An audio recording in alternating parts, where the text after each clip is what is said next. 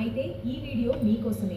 వారాహీదేవి మహిమ, గుప్త నవరాత్రుల విశిష్టత, ప్రతిరోజు పూజా విధానం, అష్టమి ప్రత్యేక ఆరాధన, జపించాల్సిన మంత్రాలు, నైవేద్యాలు, పాటించాల్సిన నియమాలు అన్నీ ఇప్పుడు తెలుసుకుందాం. వారాహీదేవి ఎవరు?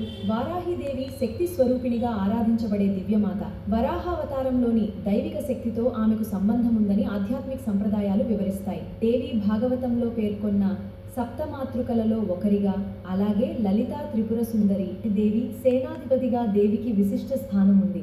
భక్తులు ఆమెను ధైర్యం, రక్షణ, విజయానికి ప్రతీకగా భావిస్తారు. గుప్త నవరాత్రులంటే ఏమిటి?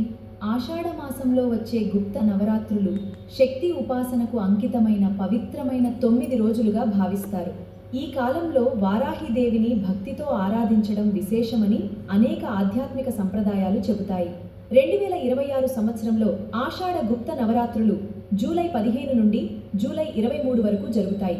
9 రోజులలో ఆరాధించే వారాహి రూపాలు: స్వప్న వారాహి, 2వ రోజు పంచమి వారాహి, 3వ రోజు లఘు వారాహి, 4వ రోజు స్వయంవర వారాహి, 5వ రోజు మహావారాహి, 6వ రోజు అష్టభుజ వారాహి, దండిని వారాహి, 8వ రోజు తిమిర వారాహి, 9వ రోజు మహావారాహి లేదా ముద్రా స్వరూపిణి. ఈ పూజను ఎవరు చేయవచ్చు?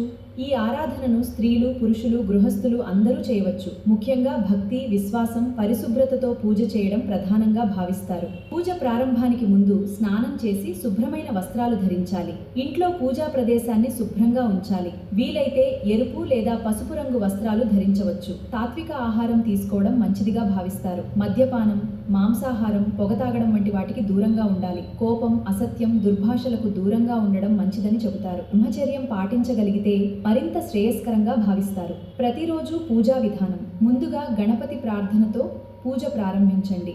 వారాహి అమ్మవారి చిత్రం లేదా విగ్రహాన్ని ప్రతిష్ఠించండి. మొదటి రోజు కలశ స్థాపన చేయవచ్చు.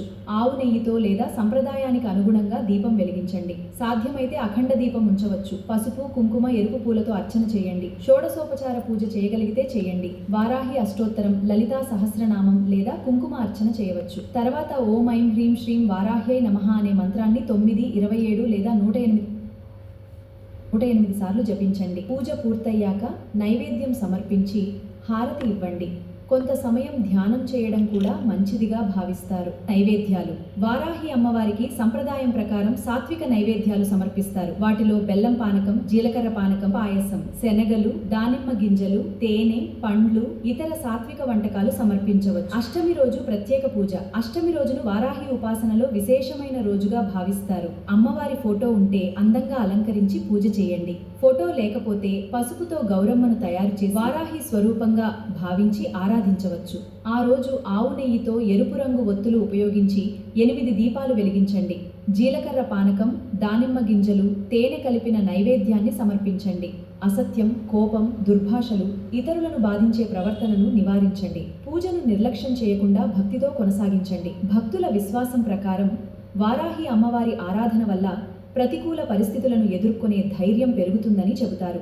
జీవితంలోని అడ్డంకులు తొలగాలని, కుటుంబంలో శాంతి, సుఖ సంతోషాలు, ఐశ్వర్యం నెలకొనాలని భక్తులు ప్రార్థిస్తారు. ఆధ్యాత్మికంగా మనసుకు ప్రశాంతత, ఆత్మవిశ్వాసం కలగాలని కూడా కోరుకుంటారు. వారాహి అమ్మవారి ఆరాధనలో ముఖ్యమైనవి భక్తి, వినయం, నియమనిష్టలు. కుటుంబ సంప్రదాయం లేదా గురువు సూచించిన విధానాన్నే అనుసరించడం ఉత్తమం.